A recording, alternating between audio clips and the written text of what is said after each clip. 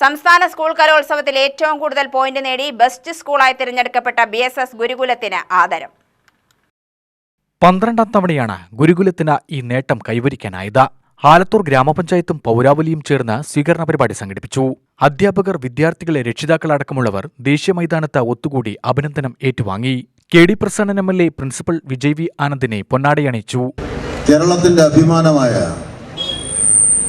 ഏഷ്യയിലെ തന്നെ ഏറ്റവും വലിയ കലോത്സവമായ സ്കൂൾ കലോത്സവത്തിൽ